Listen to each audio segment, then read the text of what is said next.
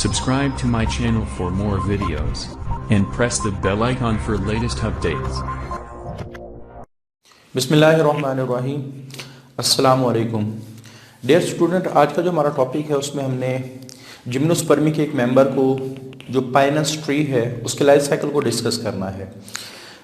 लेकिन इसके life cycle को समझने से पहले जो इंट्रोडक्शन ऑफ जिम्नोस्पर्मी का लेक्चर है, जो पिछला लेक्चर हमने डिलीवर किया था, उसको एक दफ़ा आप लोगों ने अच्छी तरह देख लेना है, याद कर लेना है, क्योंकि उसमें कुछ बेसिक पॉइंट हैं जो मैंने समझाए हैं। तो लाइफ साइकिल, जब भी प्लांट की बात हम करते हैं तो लाइफ साइकिल सारे प्लांट्स में एक ही हो रहा है, जिसको हम कहते हैं अल्टरनेशन ऑफ जनरेशंस। तो लाइफ साइकिल ऑफ पाइनस में दे show heteromorphic alternation of generation के जो स्पोरोफाइट है वो गैमेटोफाइट बनाती है और गैमेटोफाइट से स्पोरोफाइट बनता है। तो ये हमारा लाइफ साइकिल कंप्लीट। स्पोरोफाइट से हम स्टार्ट करेंगे, गैमेटोफाइट की तरफ जाएंगे और जब दोबारा स्पोरोफाइट बन जाएगी तो हम कहेंगे life cycle has been completed. इसको हेट्रोमॉर्फिक क्यों कहा गया है ये हमने बहुत दफ़ा डिस्कस किया है, क्योंकि स्पोरोफाइट और गैमेटोफाइट शक्ल सूरत के एतबार से डिफरेंट है, इस वजह से हमने इसके लिए वर्ड इस्तेमाल किया हेट्रोमॉर्फिक। अच्छा, उसके बाद हम स्टार्ट करते हैं स्पोरोफाइट से। जो हमें प्लांट नज़र आता है वो प्लांट की स्पोरोफाइट नज़र आती है। तो सबसे पहले जो प्लांट बॉडी है वो स्पोरोफाइट है और इसकी प्लांट बॉडी को कोनिफर कहा जाता है। ये जो वर्ड है कोनिफर, ये दो वर्ड कॉम्बिनेशन है। कोनिफर, फर का मतलब होता है बेयर करना,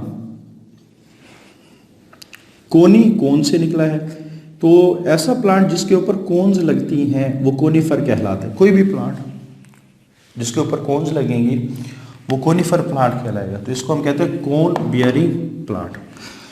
तो हम अपनी जो टॉपिक है वो स्पोरोफाइट से यहाँ स्टार्ट करेंगे और फिर जब स्पोरोफाइट दोबारा बन जाएगी तो इसका मतलब है कि लाइफ साइकिल क्या हो गया, कंप्लीट हो गया। अच्छा, स्पोरोफाइट को हम स्पोरोफाइट क्यों कहते हैं? फाइट का मतलब होता है प्लांट, स्पोरो का मतलब है प्लांट। ऐसा प्लांट जो स्पोर प्रोड्यूस करेगा वो स्पोरोफाइट कहलाता है। स्पोर हमेशा मियोसिस से प्रोड्यूस होंगे और जिस स्ट्रक्चर में प्रोड्यूस होंगे इसको हम कहते हैं स्पोरेंजिया। यानी sporophyte produces spore after meiosis, या फिर इसको रिडक्शन डिवीजन भी कहा जाता है, और जिस स्ट्रक्चर में प्रोड्यूस होते हैं उनको हम स्पोरेंजिया कहते हैं।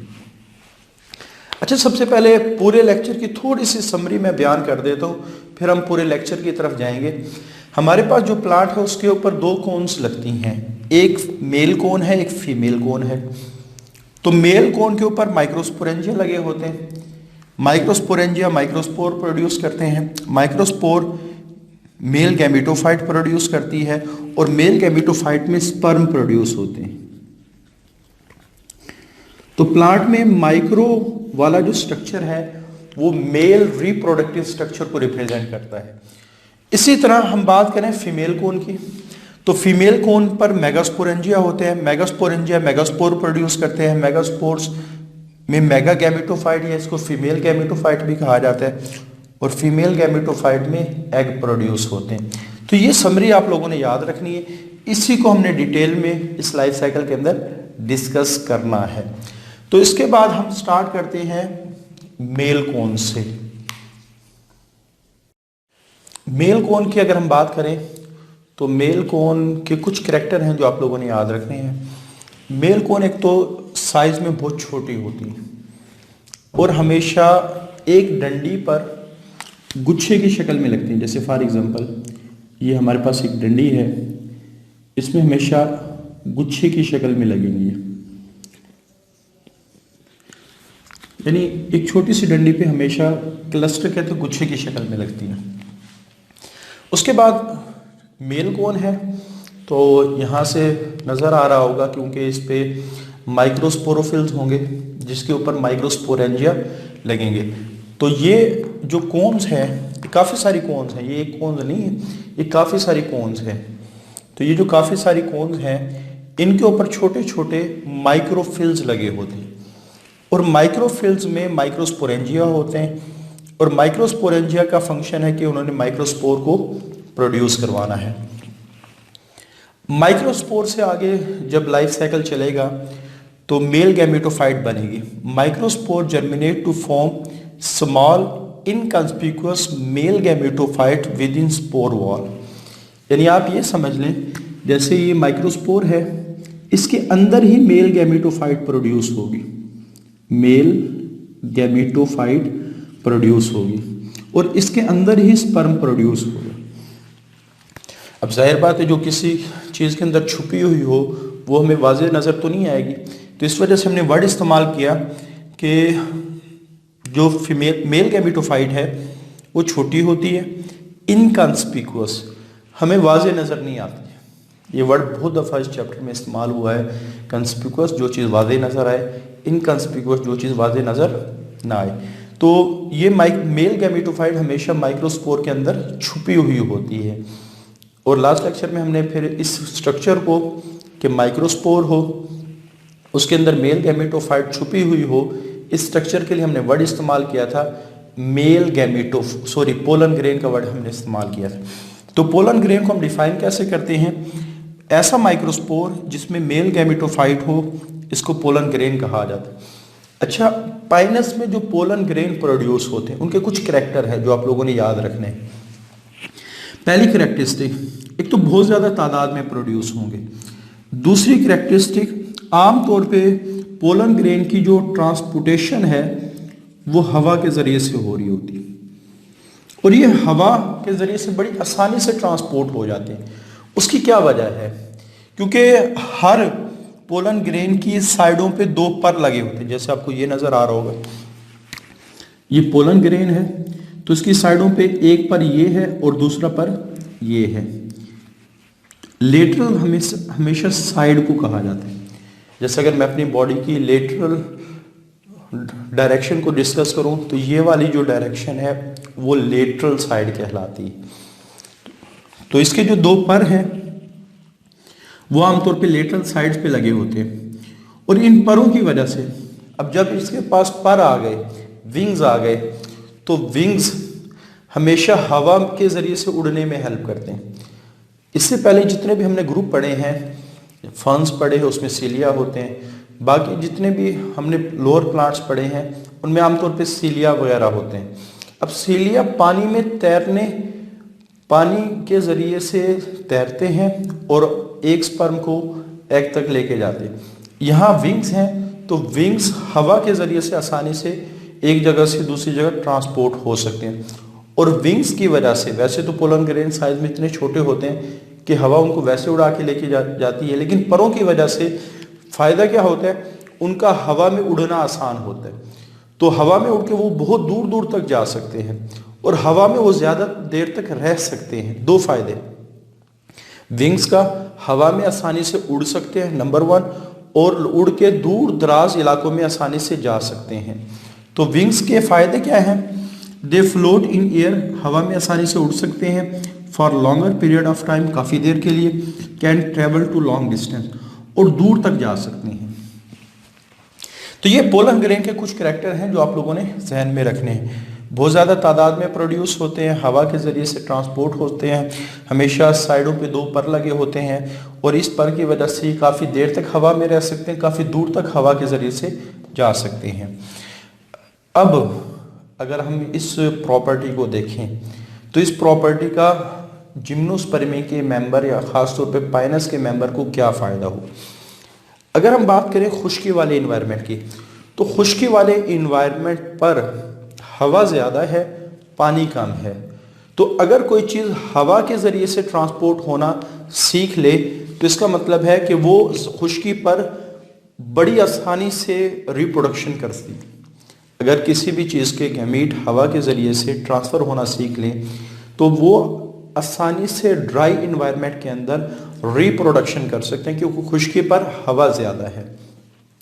तो अगर हम पोलन ग्रेन की इस करैक्टर की वजह से जिम्नोस्पर्मी या पाइनस को क्या फ़ायदा हो उसको डिस्कस करें तो वाटर इंडिपेंडेंट गैमीट ट्रांसफ़र, कि पानी के ऊपर डिपेंडेंस ख़त्म हो गया क्योंकि पानी वैसे ही खुश्की वाले इन्वायरमेंट में कम है।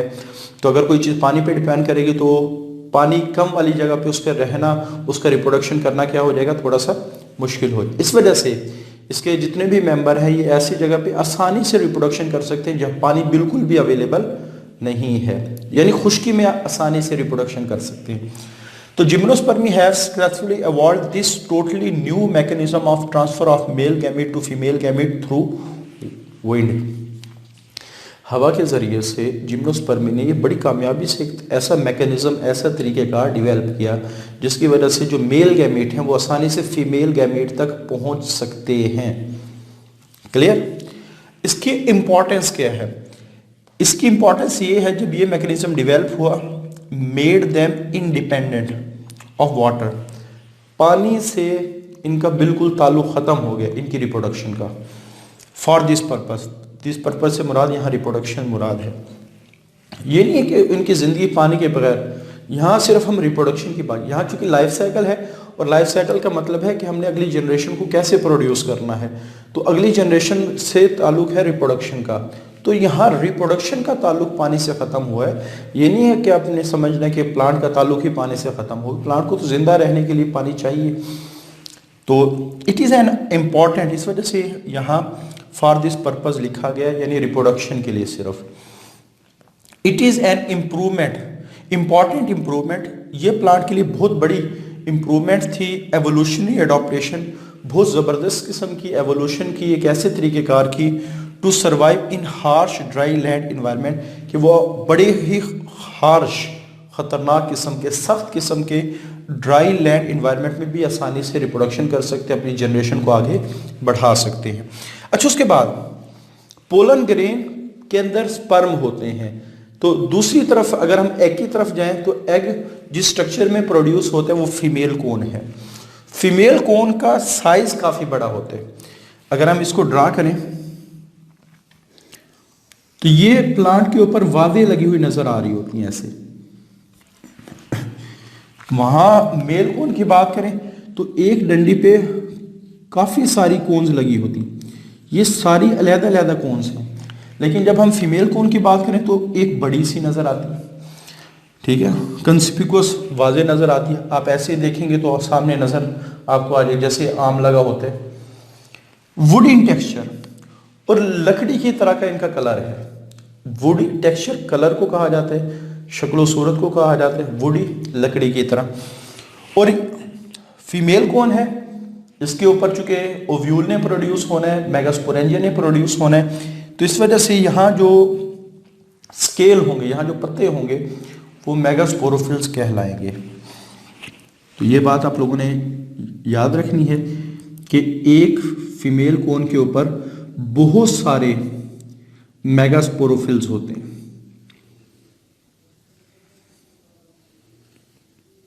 ये तो मैंने चंद, ताकि आप लोगों को मैं जो बात समझाना चाह रहा हूं इस वजह से मैंने थोड़े से ड्रा किए हैं। और ये स्पाइरली अरेंज होते हैं। स्पाइरली अरेंज ये टर्म हम पहले भी डिस्कस कर चुके हैं। अगर कोई पत्ता इस तरह अरेंज हो कि एक तरफ वाला लीफ थोड़ा ऊपर हो, दूसरी तरफ वाला लीफ थोड़ा सा नीचे हो, एक ऊपर एक नीचे, एक ऊपर एक नीचे, तो ये स्पाइरल अरेंजमेंट कहलाती है। इसके अपोजिट हमने एक और अरेंजमेंट पढ़ी थी जिसको हम कहते हैं अपोजिट अरेंजमेंट, जिसमें जो लीव हैं वो आमतौर पे आमने सामने होते हैं ऐसे। तो अगर आप देखें फीमेल कोन के अंदर वो मेगास्पोरोफिल, ये सारे मेगास्पोरोफिल्स हैं, लीव्स नहीं है, लीव्स बेयरिंग स्पोरेंजिया है। ये मेगास्पोरोफिल्स एक ऊपर फिर नीचे, ऊपर नीचे, तो इस तरह की जो अरेंजमेंट है वो स्पाइरल अरेंजमेंट कहलाती है। तो दे हैव मेगास्पोरोफिल्स, तादाद में बहुत ज़्यादा होते हैं। अगर इनकी बॉडी देखें तो ये लकड़ी की तरह नज़र आते हैं, लकड़ी की तरह, ठीक है, यानी उनकी शक्लो सूरत लकड़ी की तरह है। स्पाइरली अरेंज, इनके जो मेगास्पोरोफिल्स हैं वो स्पाइरली अरेंज होते हैं। उसके बाद हर मेगास्पोरोफिल्स की बेस पर, जैसे ये मेगास्पोरोफिल्स है, इसकी बेस पर 2 ओव्यूल मौजूद होते हैं। At the base of each scale, scale से मुराद यहाँ मेगास्पोरोफिल्स है, pair of ovules are present. तो ओव्यूल की लोकेशन कहाँ है? At the base of megasporophylls या स्केल। तो ovule at the base of each scale 2 ovule are present. जी ओव्यूल क्या है? ये हमने काफ़ी दफ़ा डिस्कस किया। ये एक ऐसा मेगास्पोरेंजियम है जो कवरिंग में लिपटा हो, इंटेगुमेंटेड इंडहिसेंट मेगास्पोरेन। इंटेगुमेंटेड कवरिंग को कहा जाता है, इंडहिसेंट मजबूती से, और मेगास्पोरेंजियम तो ऐसा मेगास्पोरेंजियम जो कवरिंग में मजबूती से लिपटा हो क्या कहलाते हैं? ओव्यूल कहलाते हैं। तो चूंकि ये मेगास्पोरेंजियम है, इस वजह से ये क्या प्रोड्यूस करेगा? मेगास्पोर प्रोड्यूस करेगा। तो each megasporangium have single divided spore mother cell. हर ओव्यूल के पास, हर मेगास्पोरेंजियम के पास, ओव्यूल को कवरिंग में लिपटा हुआ मेगास्पोरेंजियम भी कह सकते हो, अगर सिंपली हम इसको डिफाइन करें। कवरिंग में मजबूती से कवरिंग में लिपटा हुआ एक मेगास्पोरेंजियम है, और उस मेगास्पोरेंजियम के अंदर, जैसे ये मेगास्पोरेंजियम है, उस मेगास्पोरेंजियम के अंदर हमारे पास मौजूद है एक मेगास्पोर मदर सेल। जब इसमें मियोसिस होती है तो 4 मेगास्पोर्स बनते हैं, लेकिन ये हमने सीड के एवोल्यूशन में पढ़ा था, प्लांट इनमें से 3 को ज़ाया करता है, 1 को बाकी रखता है और उसी से फीमेल गैमेटोफाइट बनाता है, और इसके अंदर एग प्रोड्यूस होता है। ये जो फीमेल गैमेटोफाइट जिसमें एग है, इसके लिए हमने वर्ड इस्तेमाल किया था एम्ब्रियो सैक। अब देखें ना, अगर ये टर्म सारी पिछले लेक्चर में डिटेल से डिस्कस हो चुकी हैं, अगर आपने पिछले लेक्चर नहीं सुना तो उसको सुन के फिर ये लेक्चर सुनना है। तो each megasporangium have single diploid spore mother cells divided meiotically, meiosis से तकसीम होता है तो 4 मेगास्पोर बनते हैं। तो जो फंक्शनल मेगास्पोर है, जो एक बचता है जब वो माइटोसिस से डिवाइड होता है टू प्रोड्यूस फीमेल गैमेटोफाइट और एम्ब्रियो सैक, तो इसका काम एम्ब्रियो सैक प्रोड्यूस करना है। अच्छा, यहाँ एक पॉइंट और भी आप लोगों ने नोट करना है। जैसे मैं कहता हूँ कि ये फीमेल गैमेटोफाइट है, ये फीमेल गैमेटो, अब फीमेल गैमेटोफाइट पर एग प्रोड्यूस होते हैं, लेकिन वो किस स्ट्रक्चर में प्रोड्यूस होते हैं? Archegonia. Archegonia female sex organ है जो फीमेल गैमेटोफाइट पे लगा होते हैं, लेकिन पाइनस के केस में जो गैमेटोफाइट है इसके ऊपर काफी सारे आर्चिगोनिया लगे होते हैं, और हर आर्चिगोनिया में एक एक एग होता है। ये काफी सारे आर्चिगोनिया लगे हो, तो इसका मतलब ये हुआ कि embryo sac has 1 to several archegonia, और आर्चिगोनिया के पास एग है। तो इसका मतलब ये हुआ कि पाइनस में जो फीमेल गैमेटोफाइट है उसमें एक एग नहीं होता, बल्कि काफी सारे एग मौजूद होते हैं। उसके बाद अच्छा, ये जो पोलिनेशन है इसका क्या मतलब है कि पोलन ग्रेन का ओव्यूल तक आना, ये पोलिनेशन कहलाता है। तो बेसिकली जब पोलन ग्रेन फीमेल कोन के ऊपर लैंड करते हैं तो वहाँ से वो मूव करते हुए ओव्यूल पे आके लैंड करते हैं। तो जाहिर बात है ओव्यूल पर जो ही वो स्टे करेंगे तो पोलन ट्यूब बनना शुरू होती है। अच्छा, यहाँ एक छोटा सा पॉइंट अपने जहन में रखना है, हज़ारों की तादाद में पोलन ग्रेन आते हैं, लेकिन चंद सौ, यानी आप कह सकते हैं हज़ारों की तादाद में से चंद सौ ऐसे पोलन्स होते हैं जो पोलन ट्यूब बनाने में कामयाब होते हैं। बेसिकली जैसे मैं कहता हूँ कि ये ओव्यूल है, इसके अंदर एग पड़ा है, तो जब पोलन ग्रेन लैंड करेंगे तो इससे पोलन ट्यूब निकलेगी और वो स्पर्म को रिलीज करेगी, स्पर्म को रिलीज करेगी, वो यहाँ के इसको फर्टिलाइज करेंगे। तो अपने जहन में रखना है, pollen tube are formed after germination. जब पोलन ग्रेन ओव्यूल पर लैंड करेंगे तो पोलन ट्यूब बनेगी जर्मिनेशन के बाद। इस पोलन ट्यूब का फंक्शन क्या है? It transfer male gamete to female gamete for fertilisation. ये मेल गैमेट को फीमेल गैमेट तक पहुंचाएगी ताकि फर्टिलाइजेशन हो सके। अच्छा, मे भी पॉसिबल है ये एक से ज़्यादा पोलन ग्रेन ने पोलन ट्यूब बनाई हो, मे भी पॉसिबल है। तो आमतौर पे चूंकि एग काफ़ी सारे होते हैं, जैसे अभी हमने यहाँ डिस्कस किया कि यहाँ काफ़ी सारे आर्चिगोनिया होते हैं, तो इसका मतलब है फीमेल गैमेटोफाइट या ओव्यूल के अंदर जो फीमेल गैमेटोफाइट है उसमें काफ़ी सारे एग मौजूद हैं। अगर वहाँ काफ़ी सारी पोलन ट्यूब्स पहुँचती हैं और स्पर्म काफ़ी सारे पहुँचते हैं तो पॉसिबिलिटी है कि काफ़ी सारे जाइगोट बन जाएं। तो यहाँ अगर काफ़ी सारे जाइगोट बन भी जाएं, जैसे कि बनते हैं, तो उनमें से सिर्फ एक जाइगोट को ज़िंदा रखा जाता है, बाकी सबको ख़त्म कर दिया जाता है और वही जाइगोट एम्ब्रियो बनाता है, वही जाइगोट। तो यहाँ अपने जहन में रखना है कि हज़ारों की तादाद में पोलन ग्रेन आते हैं, कई 100 पोलन ट्यूब बनाते हैं, 50-60 हो सकता है जाइगोट बन जाए। उन 50-60 जाइगोट में से सिर्फ एक जाइगोट को बाकी रखा जाता है और वही एम्ब्रियो के अंदर कन्वर्ट होता है। तो फर्टिलाइजेशन क्या होती है कि जब ट्रांसफ़र हो जाता है, पोलन ट्यूब बन जाती है, तो more than 1 egg are fertilise, तो एक से ज़्यादा एग फर्टिलाइज होते हैं टू फॉर्म सेवरल जाइगोट, और इस तरह काफ़ी सारे जाइगोट बनते हैं। ओनली 1 जाइगोट सर्वाइव, सिर्फ एक जाइगोट को जिंदा रखा जाता है टू सिंगल एम्ब्रियो, और इसी से फिर एम्ब्रियो डेवलप होता है। अब जब फर्टिलाइजेशन हो जाती है, हमने कहा था fertilised ovule is called as seed, वो सीड बन जाए।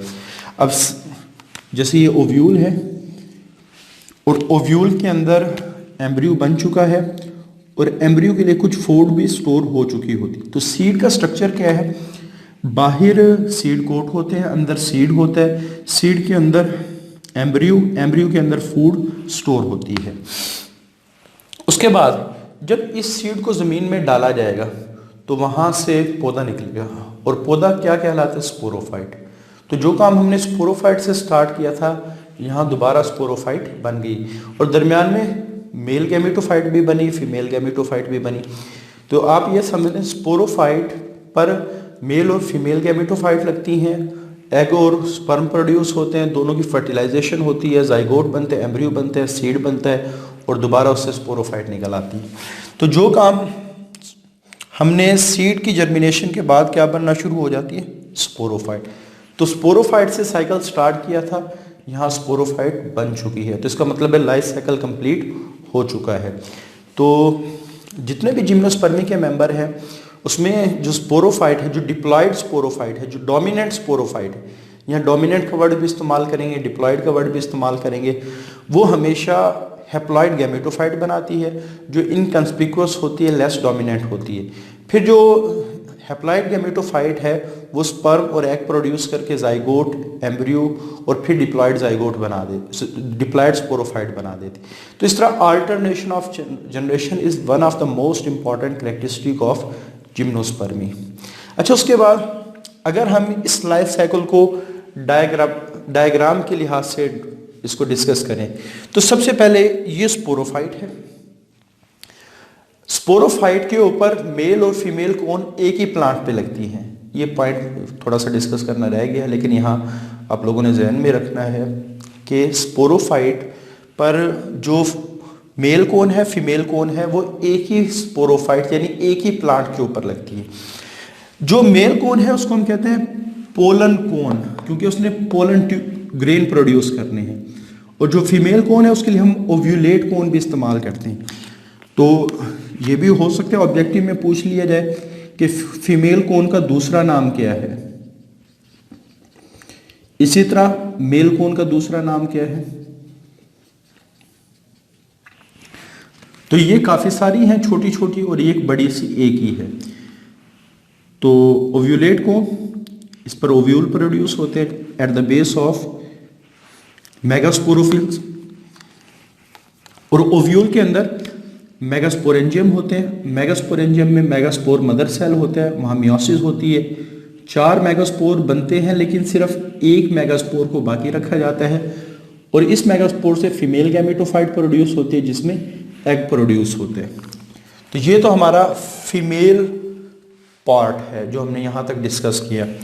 ओव्यूलेट को, इसमें ओव्यूल लगते हैं, ओव्यूल में मेगास्पोरेंजियम है, इसमें मेगास्पोर मदर सेल्स हैं, मियोसिस हुई, मेगास्पोर बने, मेगास्पोर की जर्मिनेशन के बाद फीमेल गैमेटोफाइट बनी और एग बना।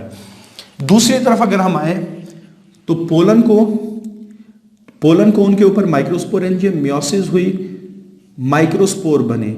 यहाँ एक वर्ड इस्तेमाल हुआ टेट्रेड।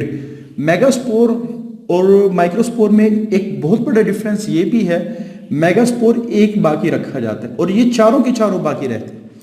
और आपको पता है कि माइक्रोस्पोर के अंदर मेल गैमेटोफाइट बनेगी जिसको हम कहते हैं पोलन ग्रेन, ये बाहर रिलीज होके आएंगे, इसमें स्पर्म मौजूद है और ये ओव्यूल तक यानी मेगास्पोरेंजियम तक जाएगा, ताकि फर्टिलाइजेशन कैसे होगी?